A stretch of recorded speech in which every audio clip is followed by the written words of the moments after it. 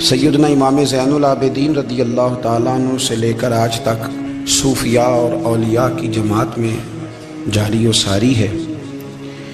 ان اولیاء اللہ میں سے کچھ لوگ ایسے ہیں جو بالکل قرون اولیٰ کے لوگ ہیں، جو صوفیاء کی جماعت میں سابقون الاولون کہلاتے ہیں۔ ان میں ایک بہت بڑا نام داتا گنج بخش علی حجویری کا ہے۔ حضرت ابو الحسن سید علی بن عثمان حجویری رحمۃ اللہ علیہ، داتا صاحب رحمۃ اللہ علیہ کے وصال کو تقریباً 1000 سال ہونے کو۔ کچھ باتیں ایسی ہیں جنہیں تھوڑا سا غور کے ساتھ، ٹھنڈے ذہن کے ساتھ سمجھا کریں۔ اسلام کی تاریخ 1400 سال کی ہے، اور 1000 سال پہلے کے داتا صاحب بزرگ ہیں۔ داتا صاحب فرماتے ہیں میں اس زمانے میں مرید ہوا، مجھے اجازت ہوئی، میں نے اپنے مرشد کی خدمت کری، پھر مجھے حکم ہوا، اپنے قلم سے لکھتے ہیں، پھر میں لاہور آیا۔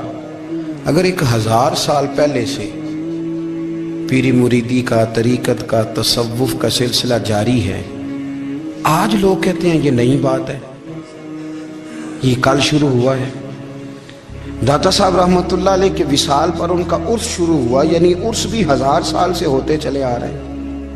آج بعض لوگوں کو غلط فہمی ہوتی ہے کہ یہ آج کی کوئی نئی ایجاد ہے، اور اگر 1000 سال پہلے کے لوگ ضرورت محسوس کرتے تھے کہ ہمیں پہلے کسی درویش کی خدمت کریں گے تو پھر ہمیں کچھ ملے گا، تو ہمارا تو زمانہ ہی بڑا عجیب ہے۔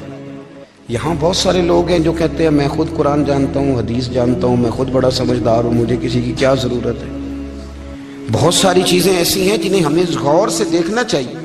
1000 سال پہلے داتا صاحب، اور پھر داتا صاحب کہتے ہیں میرا کسی عام گھرانے سے تعلق نہیں، میں مدینے والے محبوب کی اولاد ہوں، سید ہیں۔ اس کے باوجود ایک جگہ پہ گئے ہیں، تربیت لی ہے، پھر وہ لاہور تشریف لائے ہیں، اور داتا صاحب فرماتے ہیں کہ میں ہندوستان کے اس ایریے میں آ کے بیٹھا ہوں جہاں زندگی کی سہولیات بھی پوری میسر نہیں ہیں مجھے۔ لاہور 1000 سال پہلے آپ اگر اس کا نقشہ دیکھیں تو کیا نظر آئے گا؟ جن لوگوں نے ابھی 40 سال 35 سال پہلے لاہور کو دیکھا ہے وہ بھی جانتے ہیں اس کی کیفیات کیا تھی۔ تو 1000 سال پہلے کا لاہور جہاں داتا صاحب تشریف لائے، داتا گنج بخش علی حجویری نے وہاں بیٹھ کر قرآن و سنت کی تشریحات کی۔ داتا صاحب نے مسجد بنائی۔ اب لفظ داتا سے بھی بڑا اختلاف ہے لوگوں کو، حالانکہ داتا کا معنی دینے والا، اور اللہ کے جو 99 نام ہیں نا، یہ ہماری مسجد میں بھی لکھے ہوئے ہیں، ان 99 ناموں میں سے کوئی نام داتا ہے؟ بولیے۔ ایسے لوگ کہتے ہیں جی یہ تو اللہ کا اسم، بھئی یہ لفظ داتا تو ویسے ہی عربی کا لفظ ہی نہیں ہے۔ تو آپ چیزوں کو گھسیٹ گھساٹ کے اگر لے کے نا، قرآن مجید میں آپ اپنے ماں باپ کے لیے دعا کرتے ہیں رب ارحمہما کما ربیانی صغیرا، یا اللہ ان دونوں کو بخش دے جو بچپن میں میرے رب بنے۔ رب ارحمہما کما ربیانی صغیرہ، رب کا معنی پالنے والا۔ تو قرآن مجید نے تو ماں باپ کو رب کہہ دیا تو شرک ہو گیا۔ وہاں اللہ رب اور معنوں میں ہے، ماں باپ رب اور معنوں میں ہے۔ یہاں معنی پالنے والے کا ہے۔ ماں باپ اولاد کو پالتے ہیں نا، اصل پالنے والا کون ہے؟ اللہ۔ تو اب کسی نے کہا کہ ابا آپ نے مجھے پالا ہے، تو کافر ہوا کہ مسلمان ہوا؟ چھوٹی چھوٹی باتوں میں لوگ تقسیم کرتے ہیں اہل اسلام کی، یہ درست نہیں ہے۔ قرآن مجید نے حکم دیا کہ ان کے لیے دعا کرو ان لفظوں کے ساتھ۔ تو داتا کا معنی ان کا لقب ہے، یہ معروف لقب ہے ان کا، اس کا معنی دینے والا۔ تو بھائی اگر آپ مجھ سے کوئی 2-3 مسئلے سن لیتے ہیں، میں آپ کو دے دیتا ہوں تو شرک نہیں ہوتا۔ میرا استاد اگر مجھے 2-4 باتیں سکھاتا ہے تو شرک نہیں ہوتا۔ آپ کے اور میرے بزرگ والدین ہمیں کو 2-4 ہزار دیں، ہم ان سے مانگ لیں تو شرک، تو یہ اتنی زیادہ وہ معاملہ نہیں ہے۔ آپ اس کو سمجھیں۔ لوگ الجھاؤ پیدا کرتے ہیں، اس الجھاؤ سے بچنا چاہیے۔ ہم سے بندہ مسلمان تو ہوتا کوئی نہیں، لیکن ہر جمعے کو 2-4 لاکھ کو کافر ضرور کر دیتے ہیں۔ جانے کب مار دے کوئی مجھے کافر کر کے، شہر کا شہر مسلمان بنا بیٹھا ہے۔ تو اتنا سستا نہ کریں اس چیز کو، چیزوں کو سمجھیں اور غور کریں۔ تو داتا صاحب رحمۃ اللہ علیہ نے قرآن و سنت کی تشریحات کی۔ اب ایک بات میں کہنے لگا ہوں، داتا صاحب رحمۃ اللہ علیہ، بابا فرید صاحب رحمۃ اللہ علیہ، حضرت شیخ عبد القادر جیلانی غوث پاک رضی اللہ تعالیٰ عنہ یہ وہ بزرگ نہیں ہیں کہ جن کی تاریخ دفن ہے،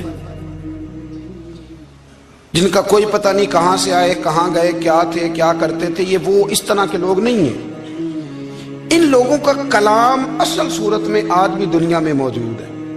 بابا فرید کی تحریریں موجود ہیں، حضرت غوث پاک کی کتابیں موجود ہیں، داتا گنج بخش علی حجویری کی کشف المحجوب شاید دنیا کی ہر زبان میں ملتی ہے۔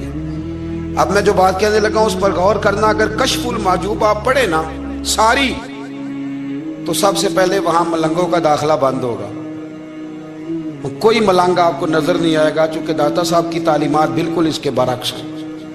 فوری طور پر وہاں عورتوں کا داخلہ بند ہوگا، چونکہ داتا صاحب کی تعلیمات اس کے بالکل برعکس ہیں۔ میلے ٹھیلے یہ ساری چیزیں وہاں بند ہوں گی۔ یہ کوئی کہیں نہیں داتا صاحب نے کہا کہ پنڈی سے پیدل آنا بڑے بڑے جھنڈے اٹھا کے اور میرے مزار پہ حاضری دینا، داتا صاحب اس کے مخالف ہیں، اس لیے کہ وہ کوئی ایسی چیز تو نہیں کہ وہ دفن ہے۔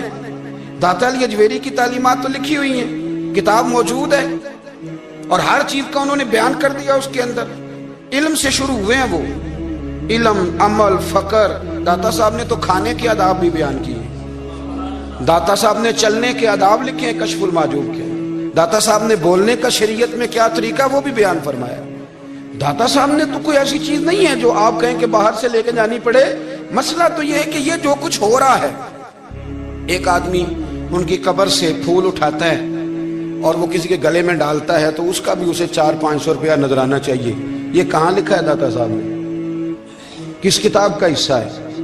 ان کے مزار کو آپ جس مرضی چیز سے غسل دیں، اور داتا صاحب نے نہیں کہا تھا کہ سندل لے کے آنا تو میری قبر کو غسل دینا، انہوں نے کہیں نہیں کہا۔ کیوں زیادتی کرتے ہیں مشائخ کے ساتھ؟ میرے اعلیٰ حضرت فاضل بریلوی رضی اللہ تعالیٰ عنہ سے کسی نے پوچھا تھا، ہم بڑی لوگوں کی باتیں سنتے ہیں، مزارات پہ لوگ جاتے تھے تو نفع ہوتا تھا، اب کیا بات ہوئی؟ اب اس طرح سے ہماری دعائیں مستجاب نہیں ہوتی۔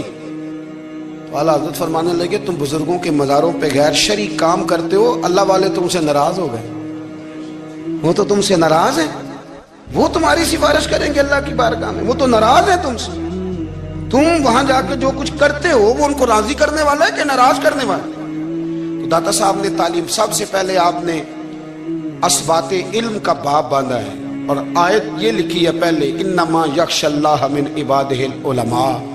آپ فرماتے ہیں علم ہوگا تو بندہ اللہ سے ڈرے گا۔ اور بڑی یہ سخت بات ہے، پر داتا صاحب نے لکھی ہے، میری مجبوری ہے، تعلیمات داتا گنج بخش موضوع ہے، یہ بات کرنی پڑے گی۔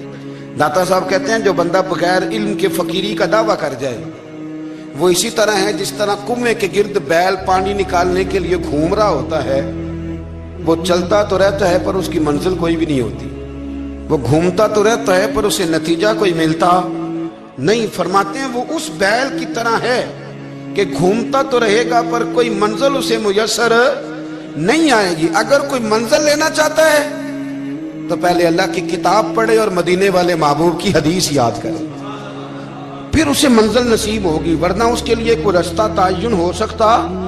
اور داتا صاحب نے پھر حدیث لکھی نبی کریم علیہ السلام کی، فرماتے ہیں کچھ علم حاصل نہیں کرتے، کچھ علم لیتے ہیں پر اس سے نفع نہیں لیتے، پتہ ہوتا ہے پر عمل نہیں کرتے۔ آپ نے حدیث لکھی ہے، نبی کریم علیہ السلام نے فرمایا اللہم انی اعوذ بک من العلم لا ینفع، اے اللہ میں اس علم سے تیری پناہ مانگتا ہوں جو علم تو ہو پر اس سے نفع نہ اٹھایا جا سکے، جو علم تو ہو پر اس پر عمل نہ ہو۔ داتا صاحب رحمۃ اللہ علیہ فرماتے ہیں علم ہمیشہ اس لیے سیکھنا کہ اللہ تبارک و تعالیٰ تمہیں اس کا نفع عطا کرے، اور پھر آگے بڑھتے ہیں۔ تو آپ فرماتے ہیں جب علم سیکھ لو تو پھر نہ اللہ رسول سے عشق کرنا، فرماتے ہیں پھر نمازیں پڑھنا آسان ہو جائے گا، روزے رکھنا آسان ہو جائے گا، قرآن مجید پڑھنا آسان، محبت کرنا۔ اور آپ نے مثال دی، جہاں بھی کوئی بات سمجھاتے ہیں ایک مثال دیتے ہیں، مثال دی، فرمانے لگے حضرت عبداللہ ابن مبارک رحمۃ اللہ تعالیٰ علیہ، آپ فرماتے ہیں میں شروع میں ایک عورت پہ عاشق ہو گیا تھا، سمجھانے کے لیے بات کرتے ہیں، عاشق ہو گیا تھا ایک عورت پہ، تو میں نے عشاء کی نماز اس کے محلے میں جا کے پڑھی، چونکہ میرا مذہبی گھرانے سے تعلق تھا، نماز میں پڑھتا تھا، تو امام صاحب جو تھے نا، یہ داتا صاحب نے لکھا ہے کشف المحجوب، امام صاحب نے نا آیات ذرا لمبی پڑھی، تو میرے دل میں خیال آیا کہ مولانا آپ تو فارغ ہیں تو ہمیں تو اور بھی کام ہے، تو کہتے ہیں نماز سے فارغ ہو کے میں اس کے گھر کے چکر لگاتا تھا، सारी रात घूमता रहता था। वो चंद लम्हों के लिए छत पे आती थी, दो एक बात करती थी, चली जाती थी। हद ये है कि मुझे कभी उस पर गुस्सा भी नहीं आया और उसका इंतजार करके कभी मैं थका भी। ये दाता साहब लिख रहे हैं। हजरत अब्दुल्ला इब्न मुबारक फरमाते हैं, एक रात में गया, इसी तरह मैंने नमाज पढ़ी, फिर मैं उसके घर गया। मैं सारी रात, सर्दियों की ठंडी रात, 11-12 घंटे उसके घर का तवाफ करता रहा, माज़अल्लाह चक्कर लगाता रहा। आधी रात को सहरी के वक्त वो छत पे आई 1 मिनट के लिए और कहने लगी घर में मेहमान बहुत ज्यादा हैं, आज बात नहीं हो सकेगी। हजरत अब्दुल्ला इब्न मुबारक फरमाते हैं कि मैं जब वापस लौटा तो ना मुझे उस पर गुस्सा था, ना मुझे थकावट थी, बल्कि मेरे दिल के अंदर उसके लिए मोहब्बत बढ़ रही थी। मैं कह रहा था कितनी अच्छी है बेचारी, इतने राश में भी और इतनी मजबूरी में भी 1 मिनट के लिए छत पे आई है, फिर भी मुझे उससे प्यार बढ़ रहा था। कहते हैं जब मैं थोड़ा आगे बढ़ा तो फजर की अजान हो रही थी, यकदम मेरे अंदर से आवाज उठी। मैंने कहा अब्दुल्ला, अगर तू एक औरत के लिए सारी रात खड़ा रहता है, ना थकावट होती है, ना गुस्सा आता है, बल्कि प्यार बढ़ता है, अगर औरत के लिए बंदा खड़ा रह सकता है तो रब रसूल के लिए भी खड़ा रह सकता है। फिर तरावी पढ़ना कोई इतना मुश्किल काम नहीं है, फिर तहज्जुद के लिए उठना कोई मुश्किल काम